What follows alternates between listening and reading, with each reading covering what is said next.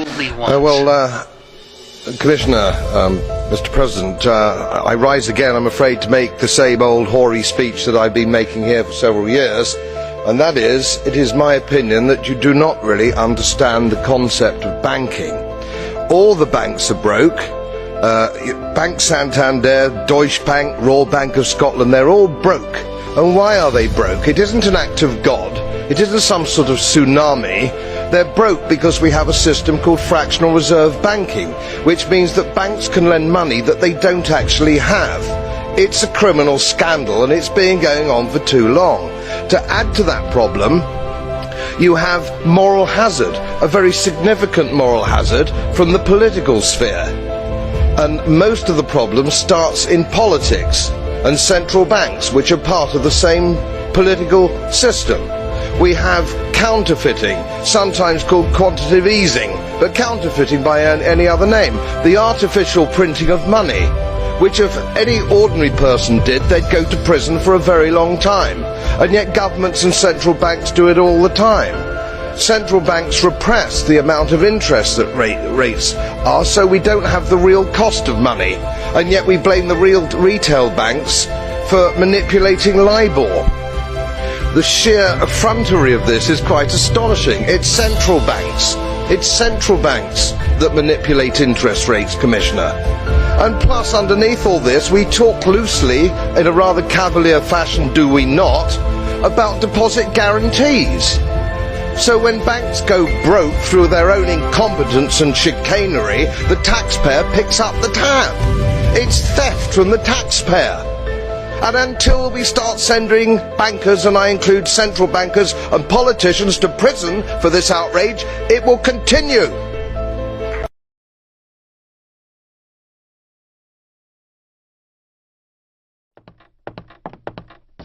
Hi, I'm Buck, your personal tour guide to the Federal Reserve. I'm here to introduce you to one of the most complex but effective institutions in the United States. But don't worry, I'll explain it all in plain English. Just beside me is a road map of where we're going. Together, we'll walk through the Federal Reserve System, literally. And along the way, I'll show you just what goes on around here and why it's important. By the end of this tour, you too will be able to explain the Federal Reserve in plain English. There is no other agency of government which can overrule actions that we take. There is no other agency of government which can overrule actions that we take. There is no other agency of government which can overrule actions that we take.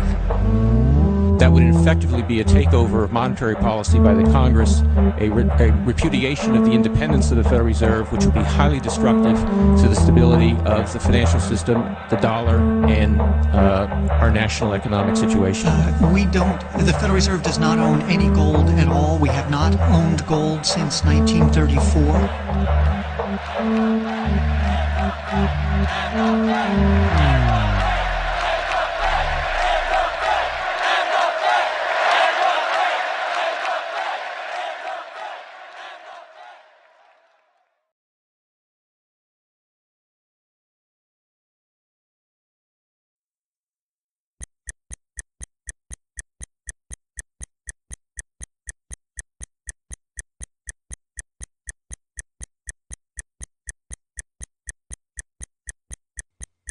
All our lives, we've been told that economics is boring. It's dull. It's not worth the time it takes to understand it. And all our lives, we've been lied to.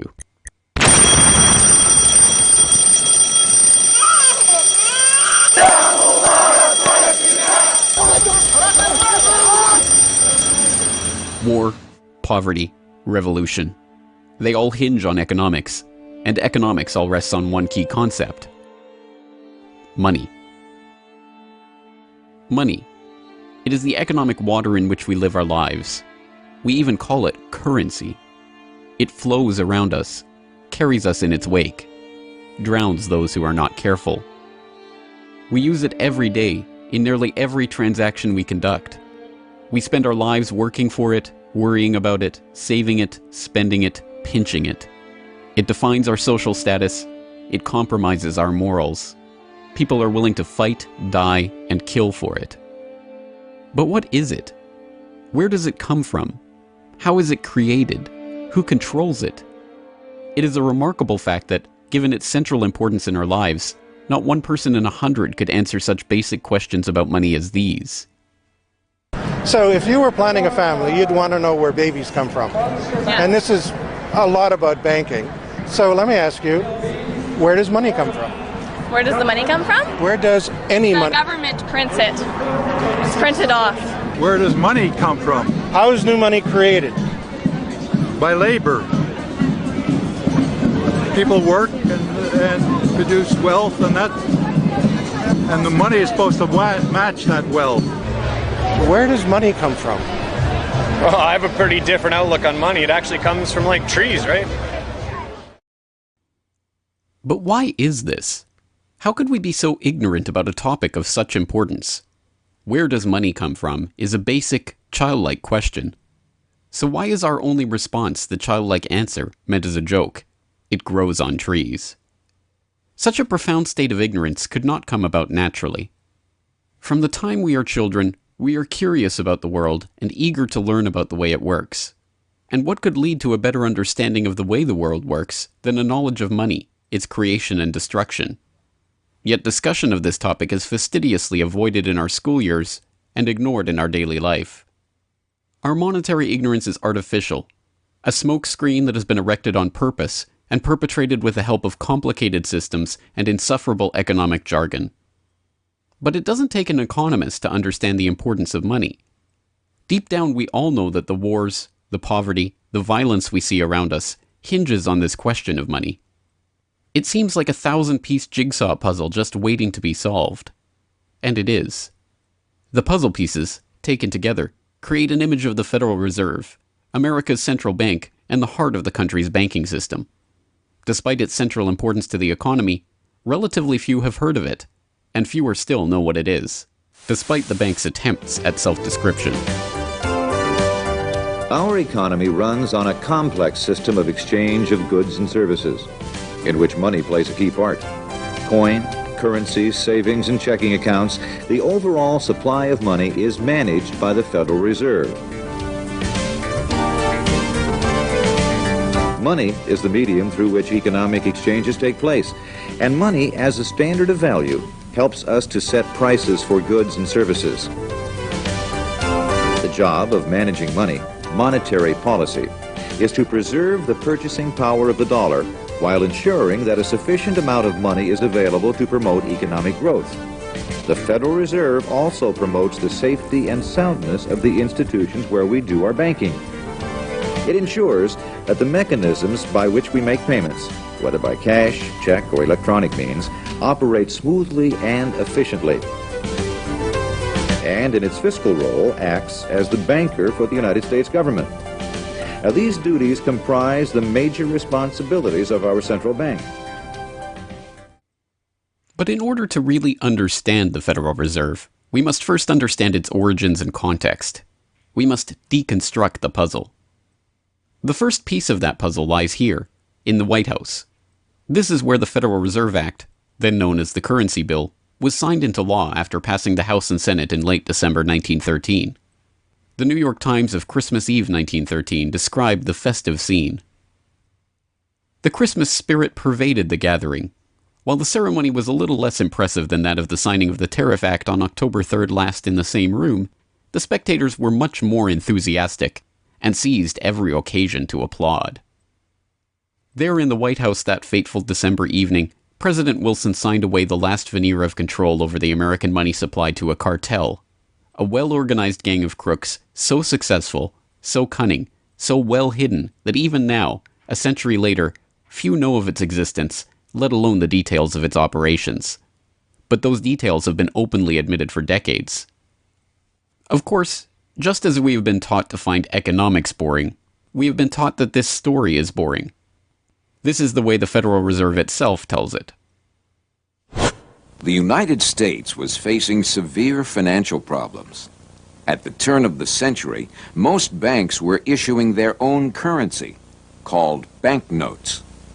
The trouble was, Currency that was good in one state was sometimes worthless in another. People began to lose confidence in their money, since it was only as sound as the bank that issued it. Fearful that their bank might go out of business, they rushed to exchange their banknotes for gold or silver. By attempting to do so, they created the Panic of 1907. During the panic, people streamed to the banks and demanded their deposits. The banks could not meet the demand. They simply did not have enough gold and silver coin available. Many banks went under. People lost millions of dollars. Businesses suffered, unemployment rose, and the stability of our economic system was again threatened. Well, this couldn't go on. If the country was going to grow and prosper, some means would have to be found to achieve financial and economic stability. To prevent financial panics like the one in 1907, President Woodrow Wilson signed the Federal Reserve Act into law in 1913. But this is history as told by the victors, a revisionist vision in which the creation of a central bank to control the nation's money supply is merely a boring historical footnote, about as important as the invention of the zipper or an early 20th century hula hoop craze. The truth is that the story of the secret banking conclave that gave birth to that Federal Reserve Act is as exciting and dramatic as any Hollywood screenplay or detective novel yarn, and all the more remarkable for the fact that it is all true. We pick up the story, appropriately enough, under cover of darkness. It was the night of November 22nd, 1910, and a group of the richest and most powerful men in America were boarding a private rail car at an unassuming railroad station in Hoboken, New Jersey. The car, waiting with shades drawn to keep onlookers from seeing inside, belonged to Senator Nelson Aldrich, the father-in-law of billionaire heir to the Rockefeller dynasty, John D. Rockefeller Jr. A central figure on the influential Senate Finance Committee where he oversaw the nation's monetary policy, Aldrich was referred to in the press as the general manager of the nation.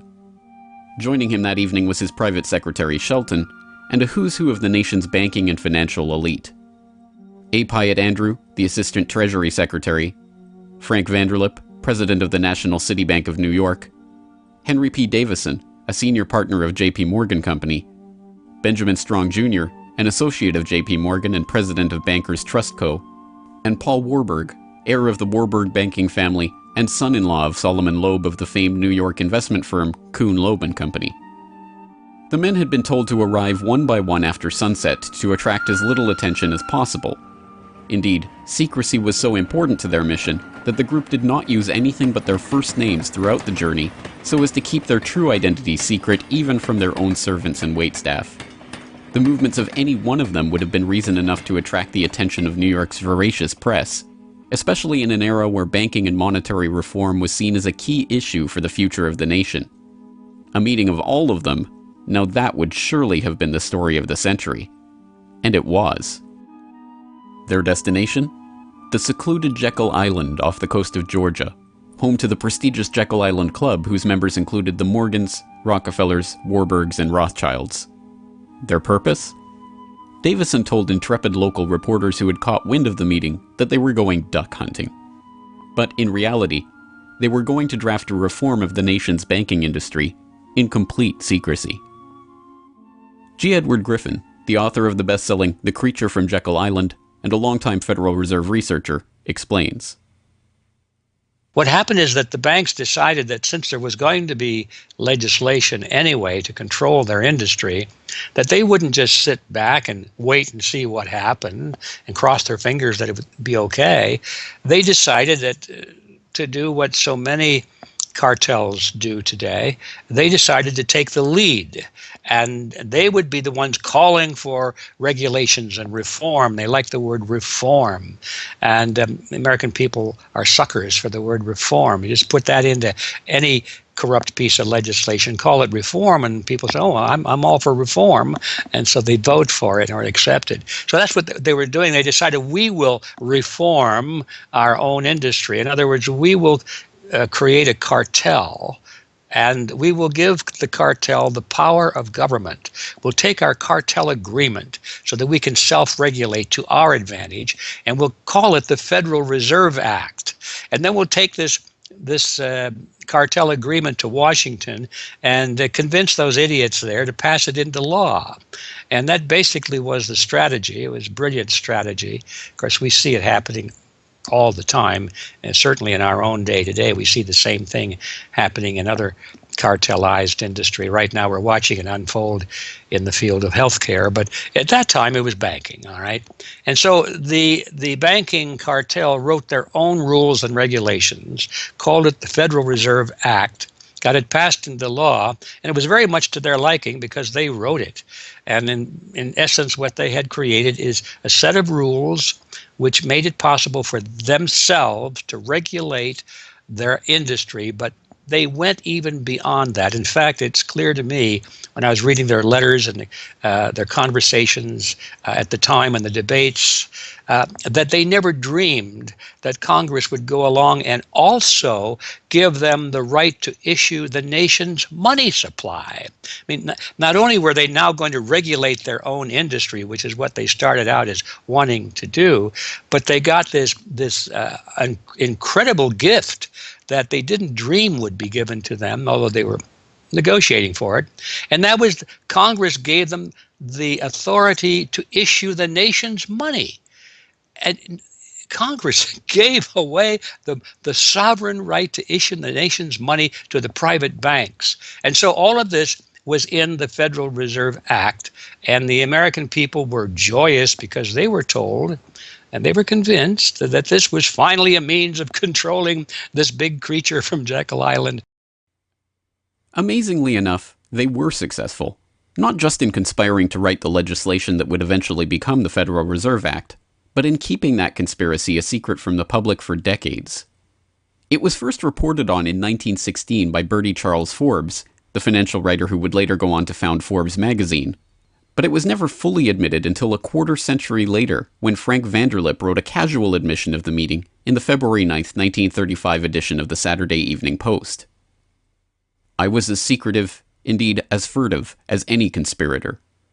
I do not feel it is any exaggeration to speak of our secret expedition to Jekyll Island as the occasion of the actual conception of what eventually became the Federal Reserve System. Over the course of their 9 days of deliberation at the Jekyll Island Club, they devised a plan so overarching, so ambitious, that even they could scarcely imagine that it would ever be passed by Congress. As Vanderlip put it, discovery of our plan, we knew, simply must not happen, or else all our time and effort would be wasted. If it were to be exposed publicly that our particular group had got together and written a banking bill, that bill would have no chance whatever of passage by Congress. So what precisely did this conclave of conspirators devise at their Jekyll Island meeting? A plan for a central banking system to be owned by the banks themselves, a system which would organize the nation's banks into a private cartel that would have sole control over the money supply itself. At the end of their 9-day meeting, the bankers and financiers went back to their respective offices, content in what they had accomplished. The details of the plan changed between its 1910 drafting and the eventual passage of the Federal Reserve Act, but the essential ideas were there. But ultimately, this scene on Jekyll Island, too, is just one piece of a larger puzzle. And like any other puzzle piece, it has to be seen in its wider context for the bigger picture to become visible.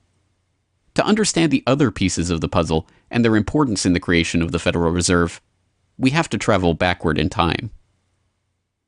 The story begins in late 17th century Europe. The 9 Years' War is raging across the continent as Louis XIV of France finds himself pitted against much of the rest of the continent over his territorial and dynastic claims. King William III of England, devastated by a stunning naval defeat, commits his court to rebuilding the English navy. There's only one problem: money. The government's coffers have been exhausted by the waging of the war, and William's credit is drying up. A Scottish banker, William Patterson, has a banker's solution. A proposal to form a company to lend £1 million to the government at 6% plus £5,000 management fee, with the right of note issue. By 1694, the idea has been slightly revised, a £1.2 million loan at 8% plus £4,000 for management expenses. But it goes ahead. The magnanimously titled Bank of England is created.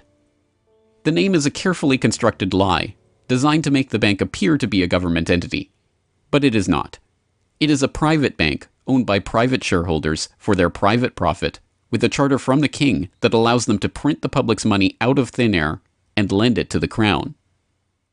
What happens here at the birth of the Bank of England in 1694 is the creation of a template that will be repeated in country after country around the world. A privately controlled central bank lending money to the government at interest, money that it prints out of nothing. And the jewel in the crown for the international bankers that creates this system is the future economic powerhouse of the world, the United States.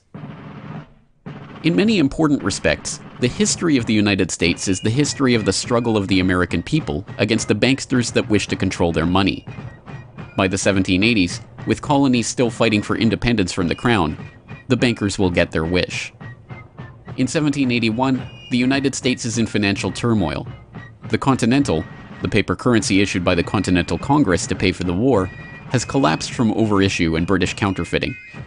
Desperate to find a way to finance the end stages of the war, Congress turns to Robert Morris, a wealthy shipping merchant who was investigated for war profiteering just 2 years earlier. Now, as Superintendent of Finance of the United States from 1781 to 1784, he is regarded as the most powerful man in America, next to General Washington. In his capacity as Superintendent of Finance, Morris argues for the creation of a privately owned central bank deliberately modeled on the Bank of England that the colonies were supposedly fighting against.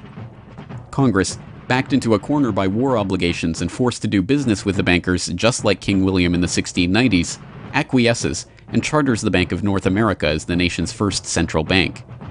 And exactly as the Bank of England came into existence loaning the British Crown £1.2 million, the BNA started business by loaning $1.2 million to Congress. By the end of the war, Morris has fallen out of political favor and the Bank of North America's currency has failed to win over a skeptical public. The BNA is downgraded from a national central bank to a private commercial bank chartered by the state of Pennsylvania. But the bankers have not given up yet.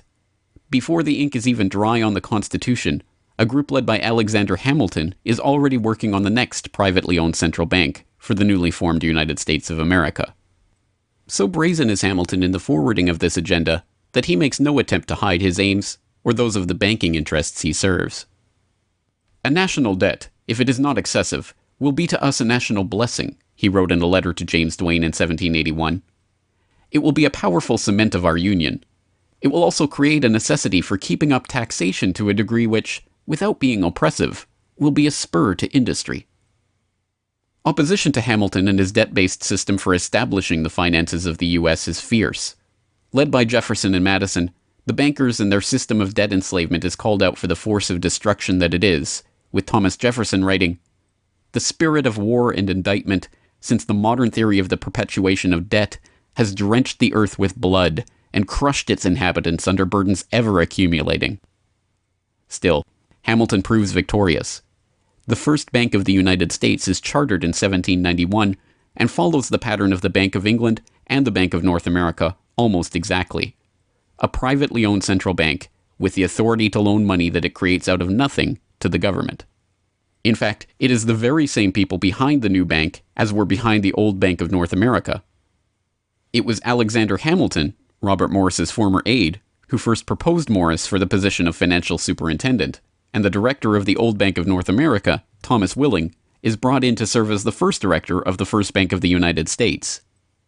Meet the new banking bosses, same as the old banking bosses. In the first 5 years of the bank's existence, the U.S. government borrows $8.2 million from the bank, and prices rise 72%. By 1795, when Hamilton leaves office, the incoming Treasury Secretary announces that the government needs even more money and sells off the government's meager 20% share in the bank, making it a fully private corporation. Once again, the U.S. economy is plundered while the private banking cartel laughs all the way to the bank that they created. By the time the bank's charter comes due for renewal in 1811, the tide has changed for the money interests behind the bank. Hamilton is dead, shot to death in a duel with Aaron Burr. The bank-supporting Federalist Party is out of power. The public are wary of foreign ownership of the central bank, and what's more, don't see the point of a central bank in time of peace. Accordingly, the charter renewal is voted down in the Senate, and the bank is closed in 1811. Less than a year later, the US is once again at war with England. After 2 years of bitter struggle, the public debt of the US has nearly tripled from $45.2 million to $119.2 million. With trade at a standstill, prices soaring, inflation rising, and debt mounting, President Madison signs the charter for the creation of another central bank, the Second Bank of the United States, in 1816. Just like the two central banks before it, it is majority privately owned and is granted the power to loan money that it creates out of thin air to the government. The 20-year bank charter is due to expire in 1836, but still in his first term, President Andrew Jackson has already vowed to let it die prior to renewal. Believing that Jackson won't risk his chance for re-election in 1832 on the issue, the bankers forward a bill to renew the bank's charter in July of that year, 4 years ahead of schedule. Remarkably, Jackson vetoes the renewal charter and stakes his re-election on the people's support of his move. In his veto message, Jackson writes in no uncertain terms about his opposition to the bank. Whatever interest or influence, whether public or private, has given birth to this act, it cannot be found either in the wishes or necessities of the executive department, by which present action is deemed premature, and the powers conferred upon its agent not only unnecessary, but dangerous to the government and country. It is to be regretted that the rich and powerful too often bend the acts of government to their selfish purposes. If we cannot at once, in justice to interests vested under improvident legislation, make our government what it ought to be, we can at least take a stand against all new grants of monopolies and exclusive privileges, against any prostitution of our government to the advancement of the few at the expense of the many, and in favor of compromise and gradual reform in our code of laws and system of political economy. The people side with Jackson, and he's re-elected on the back of his slogan, "Jackson and no bank." The president makes good on his pledge. In 1833, he announces that the government will stop using the bank and will pay off its debt. The bankers retaliate in 1834 by staging a financial crisis and attempting to pin the blame on Jackson, but it's no use. On January 8, 1835, President Jackson succeeds in paying off the debt, and for the first and only time in its history, the United States is free from the debt chain of the bankers. In 1836, the Second Bank of the United States charter expires, and the bank loses its status as America's central bank. It is 77 years before the bankers can regain the jewel in their crown, but it is not for lack of trying. Immediately upon the death of the bank, the banking oligarchs in England react by contracting trade, removing capital from the US, demanding payment in hard currency for all exports, and tightening credit. This results in a financial crisis known as the Panic of 1837, and once again Jackson's campaign to kill the bank is blamed for the crisis. Throughout the late 19th century, the United States is rocked by banking panics brought about by wild banking speculation and sharp contractions in credit. By the dawn of the 20th century, the bulk of the money in the American economy has been centralized in the hands of a small clique of industrial magnates, each with a near monopoly on a sector of the economy. There are the Astors in real estate, the Carnegies and the Schwabs in steel, the Harrimans, Stanfords, and Vanderbilts in railroads, the Mellons and the Rockefellers in oil. As all of these families start to consolidate their fortunes, they gravitate naturally to the banking sector. And in this capacity, they form a network of financial interests and institutions that centered largely around one man, banking scion and increasingly America's informal central banker in the absence of a central bank, John Pierpont Morgan. John Pierpont Morgan, or Pierpont as he prefers to be called, is born in Hartford, Connecticut in 1837 to Junius Spencer Morgan, a successful banker and financier. Morgan rides his father's coattails into the banking business, and by 1871 is partnered in his own firm, the firm that was eventually to become J.P. Morgan and Company. It is Morgan who finances Cornelius Vanderbilt's New York Central Railroad. It is Morgan that finances the launch of nearly every major corporation of the period, from AT&T to General Electric to General Motors to DuPont. It is Morgan who buys out Carnegie and creates the United States Steel Corporation, America's first billion-dollar company. It is Morgan who brokers a deal with President Grover Cleveland to save the nation's gold reserves by selling $62 million worth of gold to the Treasury in return for government bonds. And it is Morgan who, in 1907, sets in motion the crisis that leads to the creation of the Federal Reserve. That year, Morgan begins spreading rumors about the precarious finances of the Knickerbocker Trust Company, a Morgan competitor and one of the largest financial institutions in the United States at the time. The resulting crisis, dubbed the Panic of 1907, shakes the U.S. financial system to its core. Morgan puts himself forward as a hero, boldly offering to help underwrite some of the faltering banks and brokerage houses to keep them from going under. After a bout of hand-wringing over the nation's finances, a congressional committee is assembled to investigate the money trust, the bankers and financiers who brought the nation so close to financial ruin and that wield such power over the nation's finances. The public follows the issue closely, and in the end a handful of bankers are identified as key players in the money trust's operations, including Paul Warburg, Benjamin Strong Jr., and J.P. Morgan. Andrew Gavin Marshall, editor of the People's Book Project, explains. At the beginning of the 20th century, there was an investigation following the greatest of these financial panics, which was in 1907.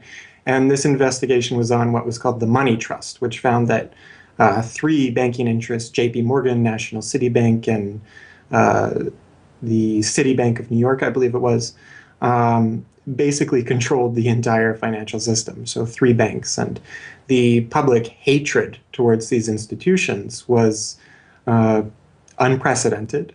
There was an overwhelming consensus in the country for establishing a central bank, but there were many different interests in pushing this, and everyone had sort of their own specific purpose behind advocating for a central bank. So to represent the most people, you had farmer interests, populists, progressives, who were advocating a central bank because they couldn't take the recurring panics, but they wanted government control of a central bank. They wanted it to be exclusively under the public control because they despised and feared the New York banks as wielding too much influence. So for them, a central bank would be a way to curb the power of these private financial interests. On the other hand, those same financial interests were advocating for a central bank to serve as a source of stability for their control of the system, also to act as a lender of last resort to them, and so that they would never have to face collapse, but also in order to exert more control through a central bank. The private New York banking community wanted a central bank under the exclusive control of them. There's a shocker. So you had all these various different interests which converged. Of course, the most influential happened to be the New York financial houses, which were more aligned with European financial houses than they were with any other element in American society. The main individual behind the founding of the Federal Reserve was Paul Warburg, who was a partner with Kuhn, Loeb and Company, European banking house. His brothers were prominent bankers in Germany at that time, and he had, of course, close connections with every major financial and really big industrial firm in the United States, and most of those existing in Europe. And he was discussing all these ideas with his fellow compatriots in advocating for a central bank. In 1910, Warburg got the support of a senator named Senator Aldrich, whose family later married into the Rockefeller family. Again, I'm sure just a coincidence, but Aldrich invited Warburg and a number of other bankers to a private, secret meeting on Jekyll Island, just off the coast of Georgia, where they met in 1910 to discuss the construction of a central bank in the United States, but one which, of course, would be owned and serve the interests of the private bankers. Aldrich then, in 1911, presented this as the Aldrich Plan or the Aldrich Bill in the U.S. Congress, and it was actually voted out. The public, suspicious of Senator Aldrich's banking connections, ultimately reject the Jekyll Island Cabal's Aldrich Plan. The cabal does not give up, however. They simply revise and rename their plan, giving it a new public face, that of Senator Robert Owen and Representative Carter Glass. In the end, the money trust that was behind the Panic of 1907 uses the public's own outrage against them to complete their consolidation of control over the banking system. The newly retitled Federal Reserve Act is signed into law on December 23, 1913, and the Fed begins operations the next year.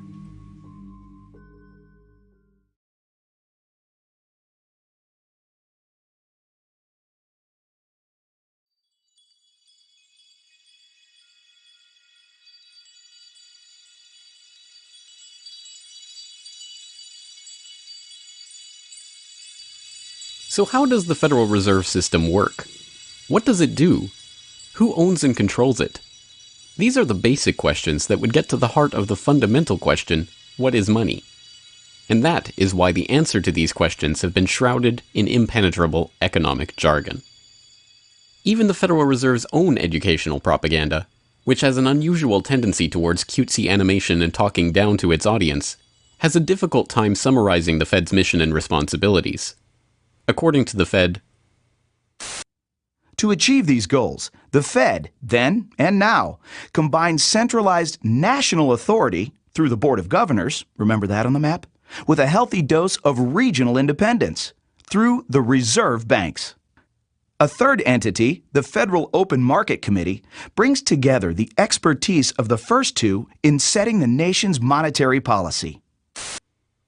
Precisely what imaginary gaggle of schoolchildren is this economic gibberish aimed at?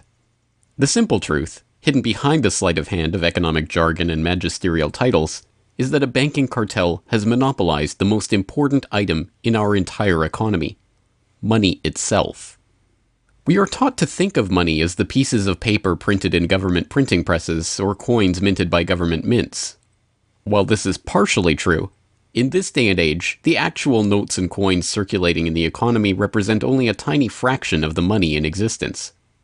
Over 90% of the money supply is in fact created by private banks as loans that are payable back to the banks at interest. Although this simple fact is obscured by the wizards of Wall Street and gods of money who want to make the money creation process into some special art of alchemy carefully overseen by the government, the truth is not hidden from the public.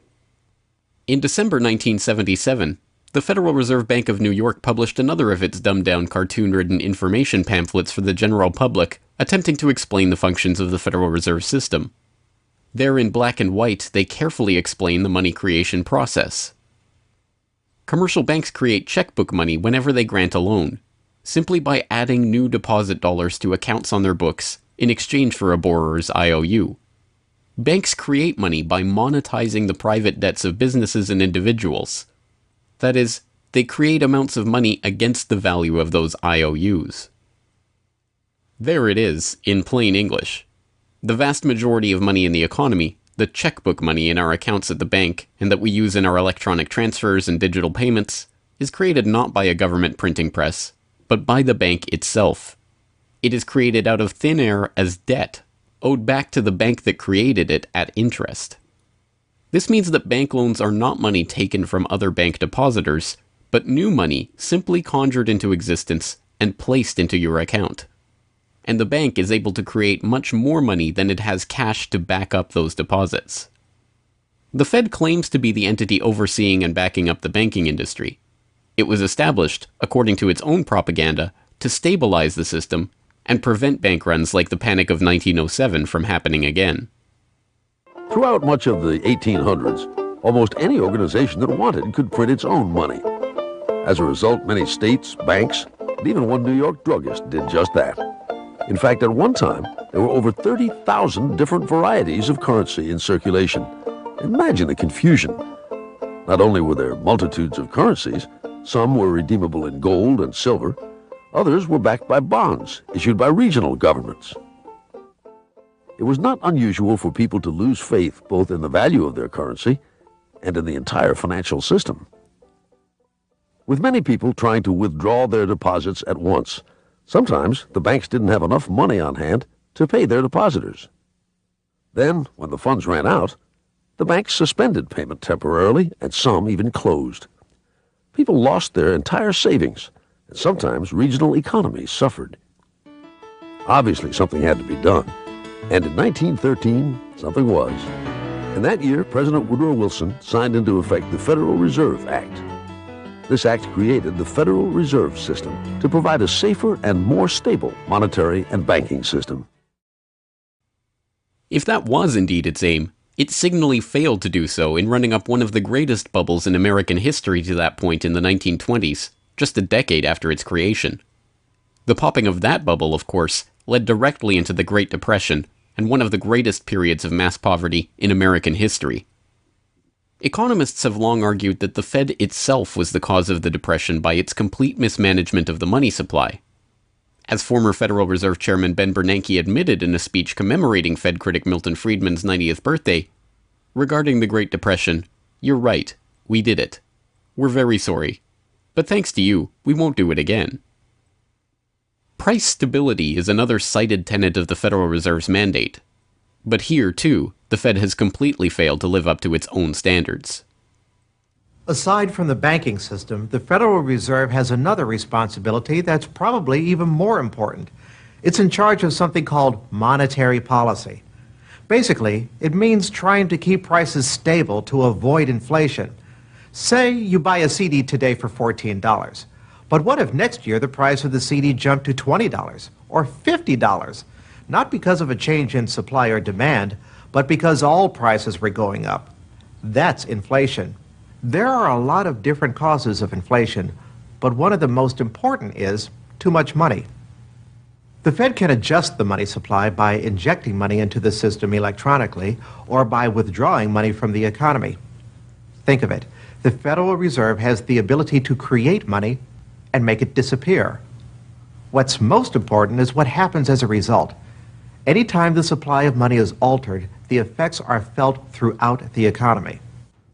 The Fed's methods have changed over time to take advantage of the latest computers and electronics, but its mission remains the same: to aim for stable prices, full employment, and a growing economy. 100 years ago, in 1913, the Fed was created, and we've marked it with a vertical line there. Consumer prices now are about 30 times higher than they were when the Fed was created in 1913. Paper money, too, is the responsibility of the Federal Reserve. Hence the dollars in circulation are not Treasury notes, not bills of credit, but Federal Reserve notes, debt-based notes backed up, ultimately, by the government's own promise to pay. It's sovereign bonds backed up by the taxpayers themselves. At one time, the Federal Reserve banks were legally required to keep large stockpiles of gold in reserve to back up these notes. But that requirement was abandoned, and today the notes are backed up mostly by government securities. The Fed no longer keeps any actual gold on its books, but gold certificates issued by the Treasury and valued not at the spot price of $1,300 per troy ounce, but an arbitrarily fixed statutory price of $42 2/9 per ounce. But I do have one question. During the crisis or any time that you're aware of, has the Federal Reserve or Treasury participated in any gold swaps arrangements? We don't. The Federal Reserve does not own any gold at all. We have not owned gold since 1934. So we have not engaged in any gold swaps. But it appears on your balance sheet that you hold gold. What appears on our balance sheet is gold certificates. When we turned before 1934, the Federal Reserve did own gold. We turned that over by law to the Treasury and received in return for that gold certificate. If the Treasury entered into, because under the Exchange Stabilization Fund, I would assume they probably have the legal authority to do it. They wouldn't be able to do it then because you have the securities for essentially all the gold? No, we have no interest in the gold that is owned by the Treasury. We have simply an accounting document that is called gold certificates that represents the value at a statutory rate and still that we gave to the Treasury in 1930. And still measured at $42 an ounce, which makes no sense whatsoever. Clearly, there is a discrepancy between what we are led to believe is motivating the Fed and what it actually does. To understand what the Fed is actually intended to do, it's first important to understand that the Federal Reserve is not a bank, per se, but a system. This system codifies, institutionalizes, oversees, and undergirds a form of banking called fractional reserve banking, in which banks are allowed to lend out more money than they actually have in their vaults. The whole process starts, the process of decay, and corruption starts with something called fractional reserve banking. That's the technical name for it. And what that really means is that as the banking institution developed over several centuries, starting, of course, in Europe, it developed the practice of legalizing a certain dishonest accounting procedure. In other words, in the very, very beginning, if you want to go all the way back, people would bring their gold or silver to the banks for safekeeping. And they'd say, give us a paper receipt. And we don't want to guard our silver and our gold because, people could come in the middle of the night and they could kill us or tie us up and threaten us, and they'll get our gold and silver. So we can't really guard it. We'll take it to the bank and have them guard it. And we just want a paper receipt so that we can take the receipt back and get our gold anytime we want. And so in the beginning, money was receipt money. They could then, instead of changing or exchanging the gold coins, they could exchange the receipts. And people would accept the receipts just as well as the gold, knowing they could get the gold. And so these paper receipts being circulated were, in essence, the very first examples of paper money. Well, the banks learned early on that game that here they were sitting on this pile of gold and all these paper receipts out there. People weren't bringing the receipts in anymore. Very few of them, maybe 5%, maybe 7% of the people would bring in their paper receipts and ask for the gold. So they said, why don't we just sort of give more receipts out than we have gold? They'll never know because we only are asked at the best 7% of it, so we can create more receipts for gold than we have, and we can collect interest on that because we'll loan that into the economy and we'll charge interest on this money that we don't really have.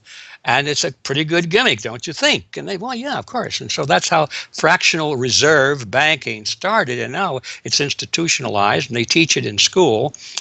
No one ever questions the integrity of it or the ethics of it. They say, well, that's the way banking works. And isn't it wonderful that we now have this flexible currency and we have prosperity and all of this sort of thing? So it all starts with this concept of fractional reserve banking. And the trouble is with that is it works most of the time, but every once in a while, there are a few ripples that come along that are a little bit bigger than the other ripples, and maybe one of them is a wave, and more than 7% will come in and ask for their gold.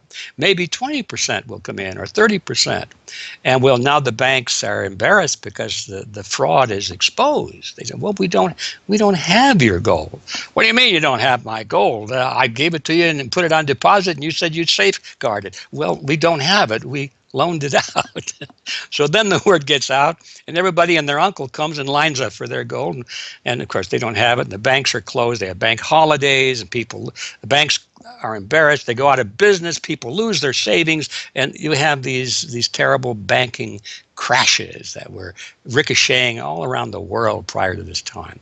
And that's what caused the concern. One of the things that caused the concern of the American people, they didn't want that anymore. They wanted to put a stop to that. And that was the whole purpose, supposedly, of the Federal Reserve System, is to put a stop to that. But since the people who designed the plan to put a stop to it were the very ones who were doing it in the first place, you can not be surprised that their solution was not a very good one insofar as the American people were concerned. Their solution was to expand it. Not to control it, but to expand it. See, prior to that time, this little game of fractional reserve banking was localized at the state level. Each state was doing its own little fractional reserve banking system. Each state, in essence, had its own Federal Reserve. Central banks were authorized by state law to do this sort of thing, and that was causing all this problem. And so the Federal Reserve came along and said, well, no, we're not going to do this at the state level anymore because look at all the problem it's causing. We're going to consolidate it all together, and we're going to do it at the national level. The key to this system, of course, is who controls this incredible power to regulate the economy by setting reserve requirements and targeting interest rates. The answer to this question, too, has been deliberately obscured. The Federal Reserve System is a deliberately confusing mishmash of public and private interests, reserve banks, boards and committees, centralized in Washington and spread out across the United States. So you have the Federal Reserve Board in Washington, appointed by the president. That's the only part of this system that is directly dependent upon the government for input. That's the federal part, that the government, the president specifically, gets to choose a few select governors. The 12 regional banks, the most influential of which is the Federal Reserve Bank of New York, essentially based in Wall Street to represent Wall Street, is representative of the major Wall Street banks who own shares in the private, not federal, but private Federal Reserve Bank of New York. All the other regional banks are also private banks. They vary according to how much influence they wield, but the Kansas City Fed is influential, the St. Louis Fed, the Dallas Fed. But the New York Fed is really the center of this system. And precisely because it represents the Wall Street banks who appoint the leadership of the New York Fed. So the New York Fed has a lot of public power, but no public accountability. It has no oversight. It does not answer to Congress the way that the chairman of the Federal Reserve Board of Governors does. And even then, the chairman of the Fed, of the Federal Reserve Board, who is appointed by the president, does not answer to the president. He does not answer to Congress. He goes to Congress to testify, but the policy that they set is independent. So they have no input from the government. The government can't tell them what to do, legally speaking. And of course, they don't. Do you think it would cause problems for the Fed or for the economy if that legislation was to pass? My concern about the legislation is that if the GAO is auditing not only the operational aspects of our programs and the details of the programs, but is making judgments about our policy decisions, that would effectively be a takeover of monetary policy by the Congress, a repudiation of the independence of the Federal Reserve, which would be highly destructive to the stability of the financial system, the dollar, and our national economic situation. The Federal Open Market Committee is responsible for setting interest rates. Now, this committee, which is enormously powerful, has as its membership the governor and vice chair of the Federal Reserve Board. But the Federal Open Market Committee, most of the membership is the presidents of the regional Federal Reserve banks representing private interests. So they have significant input into setting the interest rates. Interest rates are not set by a public body, they're set by private financial and corporate interests. And that's whose interests they serve, of course. The reason that the Federal Reserve goes to such great lengths to make its organizational structure as confusing as possible is to cover up the massive conflicts of interest that are at the heart of the system. The fact is that the Federal Reserve System is comprised of a board of governors, 12 regional banks, and an open market committee. The privately owned member banks of each Federal Reserve Bank vote on the majority of the Reserve Bank's directors, and the directors vote on members to serve on the Federal Open Market Committee, which determines monetary policy. What's more, Wall Street is given a prime seat at the table, with tradition holding that the president of the powerful New York Federal Reserve Bank be given the vice chairmanship of the FOMC and be made a permanent committee member. In effect, the private banks are the key determinants in the composition of the FOMC, which regulates the entire economy. According to the Fed, its monetary policy decisions do not have to be approved by the president or anyone else in the executive or legislative branches of government, it does not receive funding appropriated by the Congress, and the terms of the members of the Board of Governors span multiple presidential and congressional terms. Or, in the words of Alan Greenspan, what is the proper relationship, what should be the proper relationship between a chairman of the Fed and a president of the United States? Well, first of all, the Federal Reserve is an independent agency, and that means basically that there is no other agency of government which can overrule actions that we take. The Fed goes on in its self-mythologization to state that it is not a private, profit-making institution. This characterization is dishonest at best, and an outright lie at worst. The regional banks are themselves private corporations, as noted in a 1928 Supreme Court ruling. Instrumentalities like the national banks or the Federal Reserve banks, in which there are private interests, are not departments of the government. They are private corporations in which the government has an interest. This point is even admitted by the Federal Reserve's own senior counsel. Our regulations do specify overall terms for the lending, but the day-to-day operation of the banking activities are conducted by the Federal Reserve banks. They are banks, and indeed they do lend, and they do interact they're with their own depositors. agency then, essentially, They are in not that agencies. regard. Yes, they're not agencies, Your Honor. They're persons under FOIA. Each Federal Reserve bank, the stock is owned by the member banks in the district, 100% privately held. They have private boards of directors. Majority of those boards are appointed by the independent banks, private banks in the district. They are not agencies.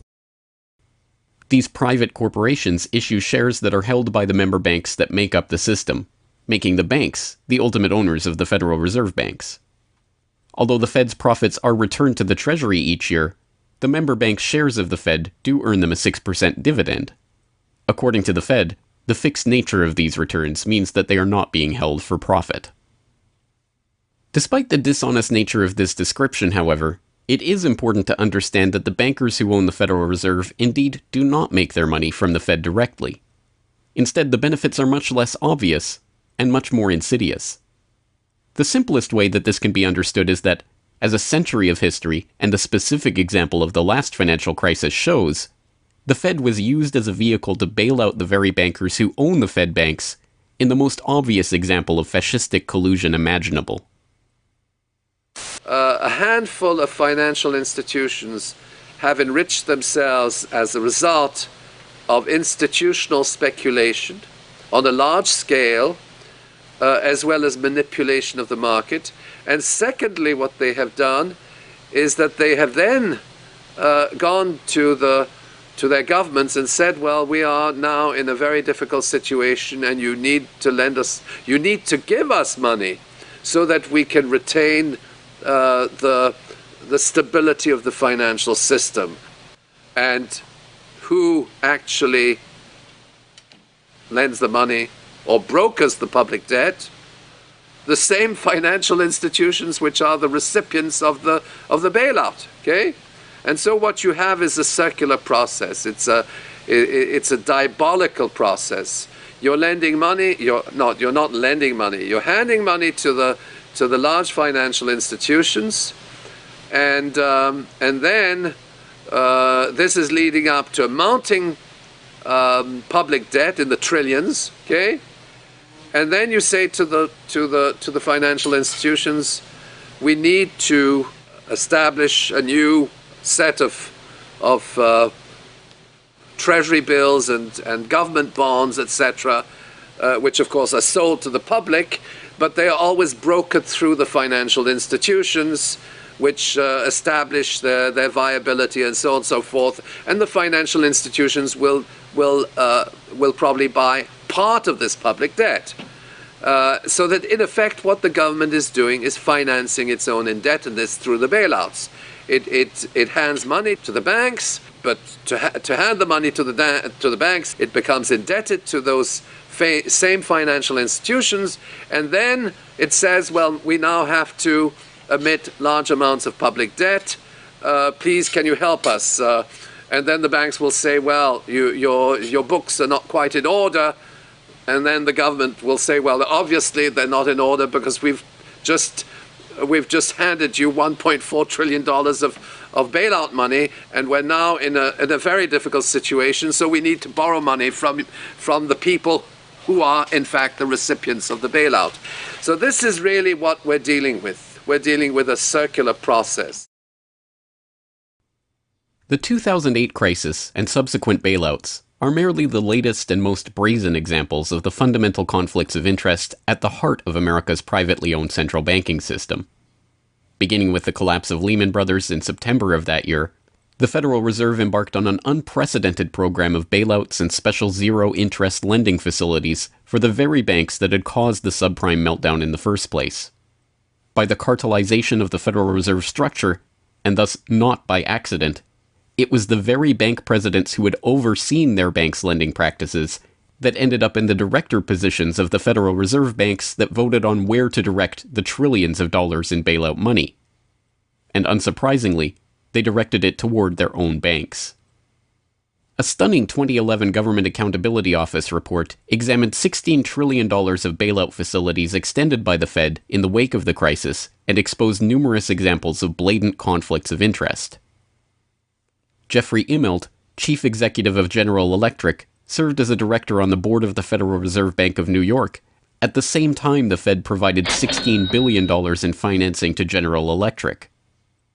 J.P. Morgan Chase chief executive Jamie Dimon, meanwhile, was also a member of the board of the New York Fed during the period that saw $391 billion in Fed emergency lending directed to his own bank. In all, Federal Reserve Board members were tied to $4 trillion in loans to their own banks. These funds were not simply used to keep these banks afloat, but actually to return these Fed-connected banks to a period of record profits in the same period that the average worker saw their real wages actually decrease and the economy on Main Street slow to a standstill. Ben Bernanke, at that time the chairman of the Federal Reserve Board of Governors, was confronted about these conflicts of interest by Senator Bernie Sanders upon the release of the GAO report in June 2012. Senator, you raised an important point, which is that this is not something the Federal Reserve created. This is in the statute. Congress in the Federal Reserve Act said this is the governance of the Federal Reserve, and more specifically that bankers would be on the board. And 6 out of 9. Sorry? 6 out of 9 in the regional banks are come from the banking industry. That's correct, and that is in the law. Right. I'll answer your question, though. The answer to your question is that Congress set this up. We have tried, I think we've made it into something useful and valuable. We do get information from it. But if Congress wants to change it, of course, we will work with you to find alternatives. Bernanke is completely right. These conflicts are, in fact, a part of the institution itself. A structural feature of the Federal Reserve that was baked into the Federal Reserve Act itself over 100 years ago by the bankers who conspired to cartelize the nation's money supply. You could not ask for a more succinct reason why the Federal Reserve itself, this admitted cartel of banking interests, needs to be abolished. But you could get one.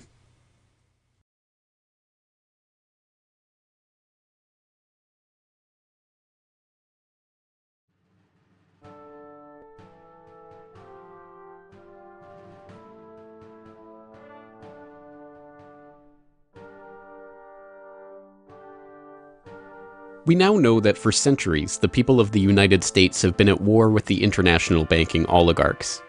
That war was lost, seemingly for good, in 1913, with the creation of the Federal Reserve. With the passage of the Federal Reserve Act, President Woodrow Wilson consigned the American population to a century in which the money supply itself has depended on the whims of the banking cabal.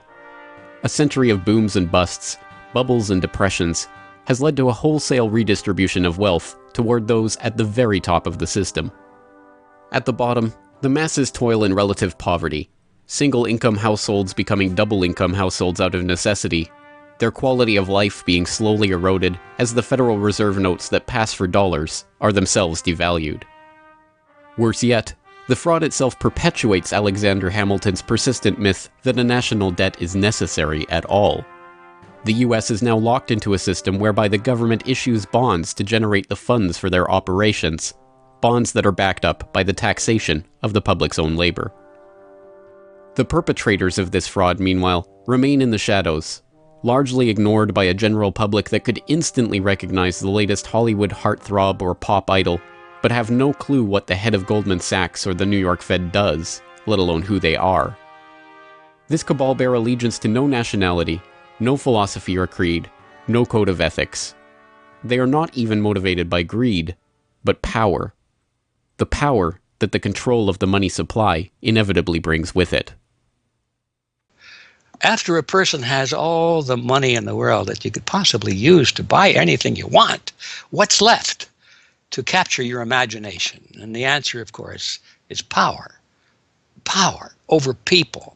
Now, money is power over people, but there's another power over people as well, and that is the political power, the social power. And I think this has now become the dominant driving force of these people. They've already got the money. They've got it locked down. Now they're striving for this new world order, as their name for it. They want all of the world into one political unit, which they dominate, not only with money, but with military and psychological means and education and media and propaganda. They want total control over every human on the planet. And by golly, they're moving pretty rapidly in that direction. It did not take long for this lust for power to rear its head. In 1921, just 7 years after the Fed began operations, the same J.P. Morgan-connected banking elite that founded the Federal Reserve incorporated an organization called the Council on Foreign Relations with the goal of taking over the foreign policy apparatus of the United States, including the State Department. In this quest, it was remarkably successful. Although there are only about 4,000 members in the organization today, its membership has included 21 Secretaries of Defense, 18 Treasury Secretaries, 18 Secretaries of State, 16 CIA directors, and many other high-ranking government officials, military officers, business elite, and, of course, bankers. The first director of the CFR was John W. Davis, J.P. Morgan's personal lawyer and a millionaire in his own right. Together with its sister organizations in Britain and elsewhere around the world, these groups would work together toward what they called a New World Order of total financial and political control directed by the bankers themselves.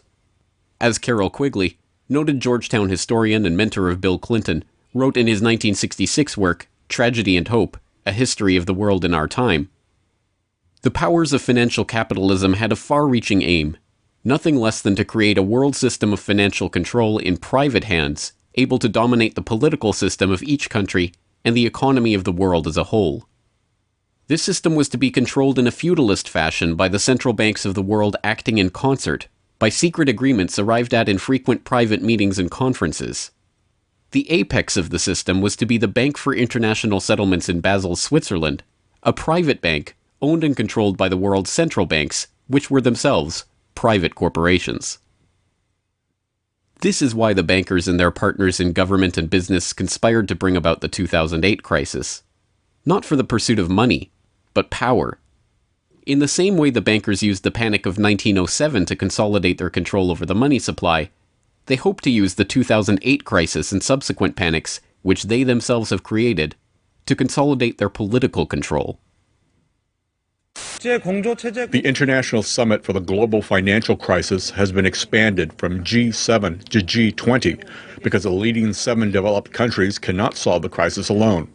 This expanded meeting raises the question whether a new global financial system will be created. So is this some sort of new world order, which Gordon Brown kind of alluded to? British Prime Minister Gordon Brown has described the quote-unquote guiding principles to be addressed at the summit. They are transparency, sound banking, responsibility, integrity, and get this, global governance, unquote. I think a new world order is emerging, and with it the foundations of a new and progressive era of international cooperation. The inevitable conclusion, one that flows necessarily from the true understanding of this situation, is that the Federal Reserve System needs to be consigned to the dustbin of history. After a century of enslavement, it is time for the American public to finally throw off the bankers' debt chains. If there was ever a point in human history to start questioning alternatives, this would be it. And to think that where we are and simply say, oh, well, this is the best of our options. How many of the best options lead to self-destruction? Doesn't sound like a best option. I think that with a world of 7 billion people, we can probably come up with something better than a system in which a few thousand people benefit so much at the expense of everything else on this world, and at the expense of the potential for the future of mankind. They're leveraging our future. And so long as we accept this way of thinking, so long as we accept these institutions as having dominance, that's the direction we'll be going. So I think reform is a good way to try and stall and to push back directly against the expanding and evolving power structures. But radical change is what's really needed, and that has to be built from the bottom up. But I think that these two processes can and should go together in parallel. If you've made it this far, congratulations. You are now better informed on the economic history of the United States and the truth about the Federal Reserve than 99% of the population. If you do nothing else, then just working to get those around you educated on this information alone will have a profound effect. Once they learn of the scam, many are motivated to do something about it, and they, in turn, inform others. This is the viral nature of suppressed truth, and it is the reason that more people are aware of and energized by the issue of the Federal Reserve and the nature of money than ever before. Perhaps even more amazingly, this movement is spreading to other parts of the globe. Recognizing the interlocking nature of the modern global economy and the international nature of the banking oligarchy, movements to abolish the Federal Reserve have sprung up in Europe, where protests against the cartelized central banking system are taking place in over 100 cities, attracting 20,000 people on a weekly basis. I started this movement because I realized that the Federal Reserve Act, in my opinion, is one of the most worst laws in the whole world. So a private banking company is lending America the money, and in my opinion, America is not anymore democratic. The Federal Reserve tells the government what to do, and that's a problem. It's a very big problem, especially in the US. Why is it a global issue, and why are people doing it here in Germany? Because when you realize that this finance system, it's a global system, you have to go to the really beginning of the system. And in my opinion, it's also the World Bank and the International Fund of Currencies and stuff like this. But at the beginning of all this is a law from 1913, Woodrow Wilson signed it, and this is the beginning of all this hardcore capitalism we are suffering right now from. And the only way to stop this is maybe to break this law. But what if the burgeoning movement to end the Fed is successful? What system do people propose as the answer? There have been several proposals along different lines by various researchers. Some argue for a return to America's colonial roots of debt-free money issued by state-run banks, pointing to the Bank of North Dakota as one already functioning, successful model of this approach. We've had two banking systems ever since the 1860s, with the state bank system and the federal bank system. And the federal bank system are the big Wall Street banks, particularly. They dominate the federal system. So they're taking over right now. I mean, in California, we don't even have any local banks where I am. They're now, we had two, and I had accounts in both of them, and they're now, one of them is Chase Bank and the other is U.S. Bank. So they're both big Wall Street banks now. They've been taken over. So if you can keep, it's the local banks that have an interest in serving the local business. The big banks have no interest in making loans to local business. It's too risky. Why should they bother? They've got this virtually free money they can get from the Fed and from each other, and it's much more lucrative to them either to speculate in commodities or other things abroad, or what works very well for them is to buy long-term government bonds at 3%, because these have no capital requirement. The capital requirement for government bonds are zero.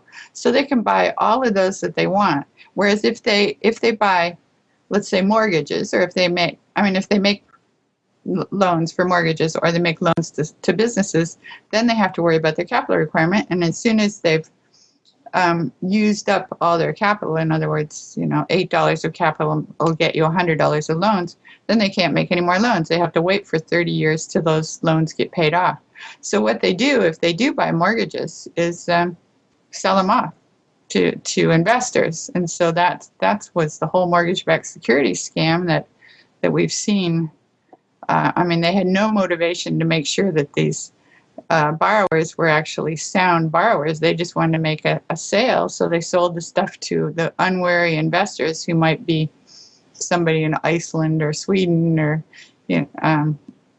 or pension funds. Yeah, so that didn't work out so well. So a state bank with the partnering with the local banks can provide the capital, can help them with capital. In North Dakota, the state bank guarantees the loans of the local banks, allowing them to make much bigger loans than they could otherwise. And the state bank provides liquidity to the small banks. That's why the small banks, the local banks, aren't making loans to small business right now, because they don't know that they can get money from the other banks as needed. The way banking works is they make the loan first. I mean, if you have credit lines to many different businesses, and if they all hit up their credit lines at once, you're going to run out of money. So you don't dare do that unless you know that you can get short-term loans from the other banks. And what's happening right now, even though there's 1.6 trillion in excess reserves sitting on the books of the big banks, they're not available to the little banks. And the reason is because the Fed is paying 0.25% interest on those reserves. So the banks have no incentive to lend them to the little banks. Why let go of them when you can make just as much keeping them, and then you still have your reserves, and you can use them as collateral to buy bonds or something that'll make you more money. So the whole system is messed up. And in North Dakota, the Bank of North Dakota provides the liquidity for these local banks.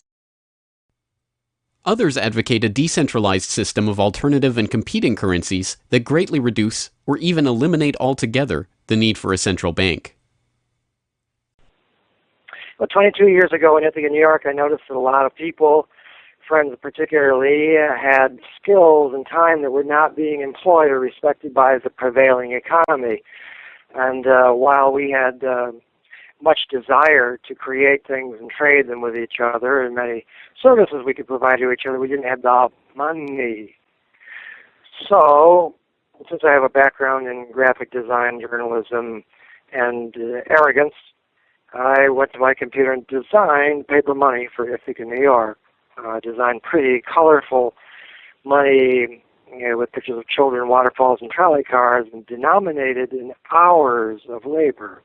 1 hour note, half hour, quarter, eighth hour note, 2 hour note, and then began to issue to each of the pioneer traders who had agreed to be listed in the directory a specific starter amount. And the game began.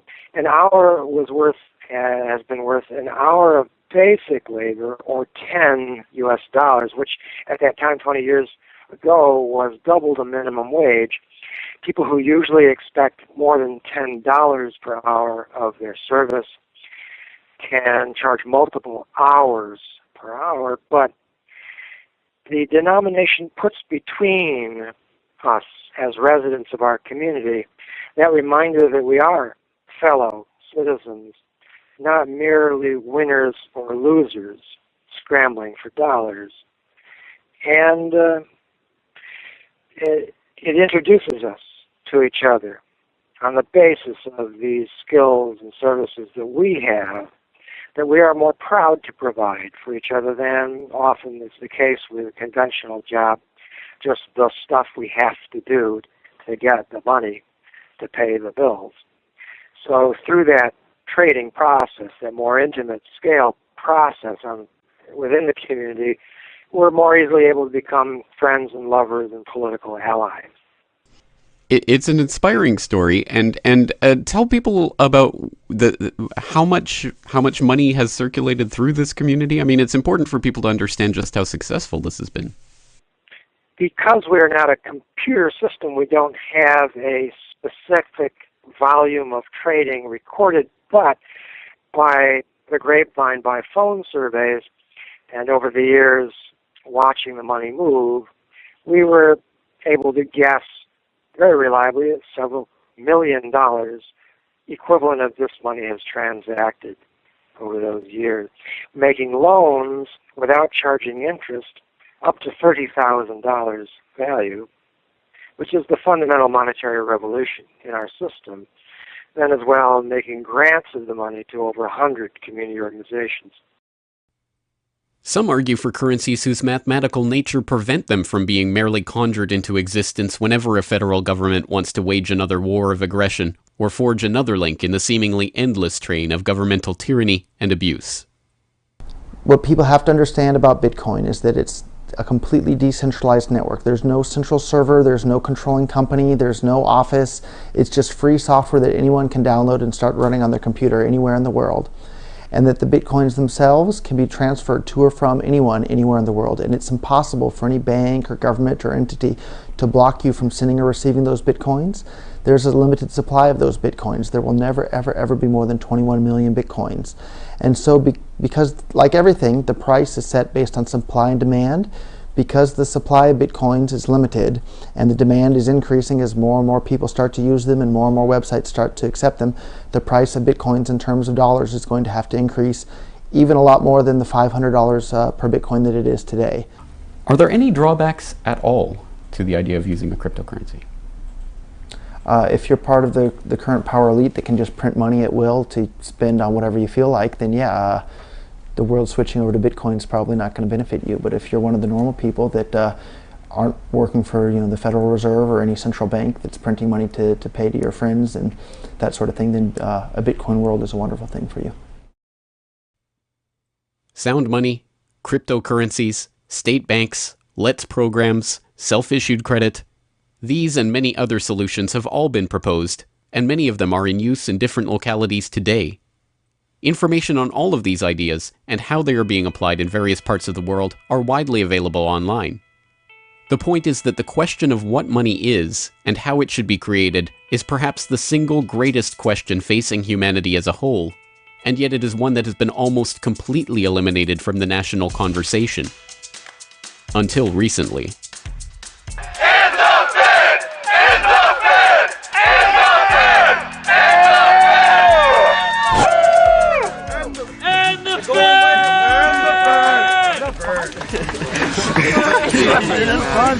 That was a real paper. What the hell? We need some hands here. We need more hands up, Fed! Hands up, Fed! Hands up, Fed!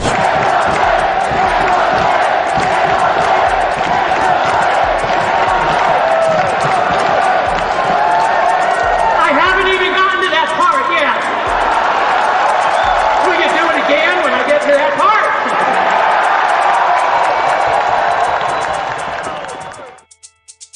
And so the rest of the story is now in our hands. Once we understand the scam that has taken place, the gradual consolidation of wealth and power in the hands of an elite few banking oligarchs, and the growing impoverishment of the masses, all in the name of banking funny money created out of nothing and loaned to the public at interest, we can choose to get active or to do nothing at all. For those who choose to get active, there are some steps that you can take to help change the course of the system. First, follow the links and resources from the transcript of this documentary at corbettreport.com/Federal Reserve to familiarize yourself with the history, the connections, and the functions of the Federal Reserve System. If you can't explain this material to yourself, then you will never be able to teach it to others. Secondly, begin reaching out to others to bring them up to speed on the issue. It can be as simple as broaching this conversation in the Monday morning water cooler talk, or passing out a copy of this documentary, or sending out links to this information to your email list. Insert this topic into your conversations. When people start talking about the national debt, or the state of the economy, or other political talking points, get them to question the roots of these issues, and why there is a national debt at all. Thirdly, when you are able to find or create a group of like-minded people in your area who are engaged with the issue, start a study group on the issue and its solutions. The study group can help source alternative or complementary currencies in the local area, or, if none exist already, the group can form the basis for a community of local businesses and customers who are willing to start experimenting with ways to wean themselves off of the Federal Reserve notes. Fourthly, use the resources at corbettreport.com, including the Federal Reserve information flyer, or hold DVD screenings to attract interest in your group and draw others into studying the true nature of the monetary system. The work of building up an alternative to the current system can seem daunting, even at times overwhelming. But it is important to keep in mind that the Federal Reserve System that seems so monolithic today has only been around for 1 century. Central banks have been defeated in America before, and they can be defeated again. The question of how we decide to change this system is not rhetorical. It will either be answered by an informed, engaged, active population working together to create viable alternatives and to dismantle the current system, or it will be answered by the same banking oligarchy that has been controlling the money supply and indeed the lifeblood of the country, for generations. Now, 1 century after the creation of the Federal Reserve System, we have a choice to make.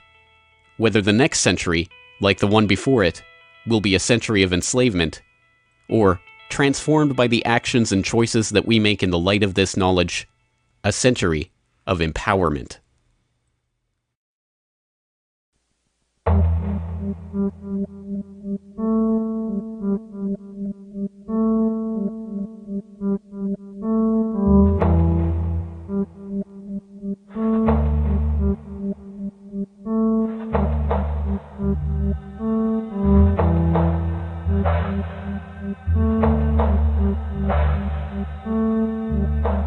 Thank you.